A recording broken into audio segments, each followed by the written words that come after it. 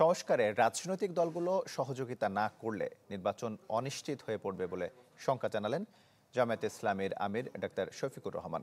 তার মতে এর দায় নিতে হবে রাজনৈতিক দলগুলোকেই।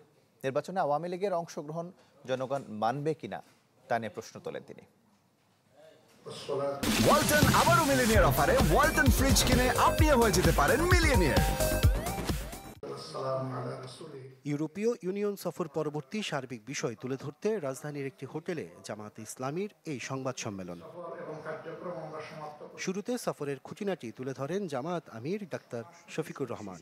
বলেন, ইউরোপের সাথে নতুন বাংলাদেশের সম্পর্ক এগিয়ে নেওয়ার লক্ষ্যে এই সফর, যেখানে আলোচনা হয় টেকসই গণতন্ত্র, পিয়ার সিস্টেমে নির্বাচন ও অর্থনৈতিক নানা বিষয়ে। তারা তাদের দেশে পিয়ার সিস্টেমে নির্বাচন করে থাকেন। নির্বাচনের সেই সিস্টেমগুলো নিয়ে তাদের সাথে আমাদের বিস্তারিত আলোচনা হয়েছে। তাদের অভিজ্ঞতাগুলো আমরা জানার সুযোগ পেয়েছি।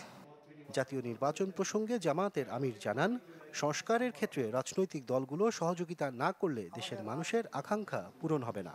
এতে নির্বাচন অনিশ্চিত হয়ে পড়বে, যার দায় রাজনৈতিক দলগুলোকে নিতে হবে।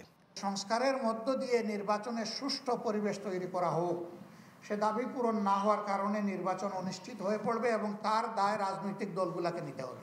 খুনের দায় যাদের, তাদেরকে বিচারের আওতায় এনে দৃশ্যমান বিচার এই জাতিকে দেখাতে হবে। রাজনৈতিক দলগুলোকে পরস্পরকে সম্মান করার পরিবেশ সৃষ্টি করতে হবে। নির্বাচনে আওয়ামী লীগকে দেশের জনগণ মেনে নেবে কিনা এবং দলটির মানসিকতা পরিবর্তন নিয়ে প্রশ্ন তোলেন ডাক্তার শফিকুর।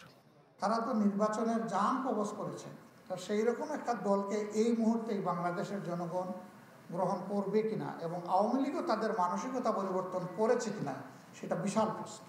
জনগণ যাদের উপর আস্থা রাখবে তারাই দেশ শাসন করবে বলেও মন্তব্য করেন জামায়াত আমির। যে সেই নির্বাচন নিয়ে যাতে সহজে কেউ প্রশ্ন তুলতে না পারে। আশরাফুল আলম আকাশ, চ্যানেল 24, ঢাকা।